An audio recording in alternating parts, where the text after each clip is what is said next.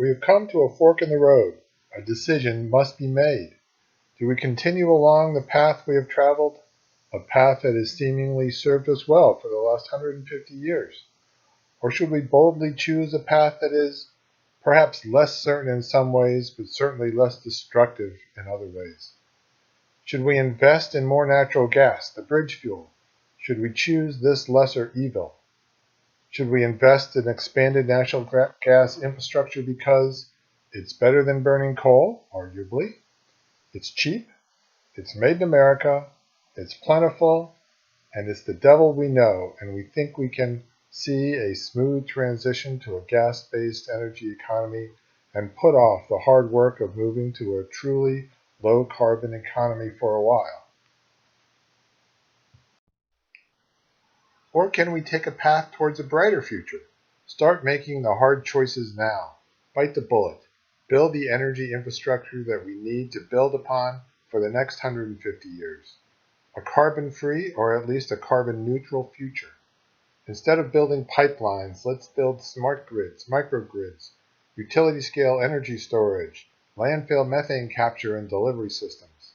Instead of building more refineries and compressor plants for exporting liquid natural gas, let's build offshore wind farms, rooftop solar farms, community solar projects, recharging stations for cars and buses. In other words, what's the plan, Sam? Can we really make a swift transition to low-carbon energy solutions? What do we consider swift? 10 years? 50 years? What would be the impact if we do? What if we don't? Which choice has less risk for the future of our planet? Here's a short summary of where this presentation is headed. This is a serious problem that we must solve, and we don't have much time. We must break our addiction to fossil fuels. And what is climate justice? And what choices do we have? The energy solutions that we need are at hand. Here's what I think the government should do, what the energy industry should do, and what you and I will do. And then I'll talk briefly about the elephant in the room. You've all seen this hockey stick graph before. Carbon dioxide and greenhouse gases in general are ramping up exponentially. CO2 is at 400 parts per million now and rising. We need to slow the rise and get it going in the other direction.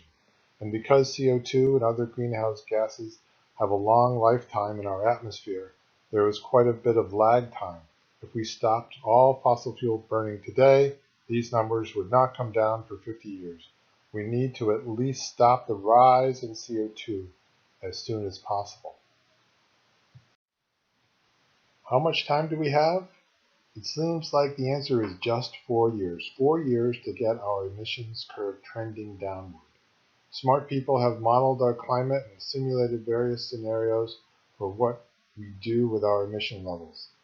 The only good ones in terms of keeping our global temperatures below 1.5 to 2 degrees rise are ones where our emissions are trending down by 2020.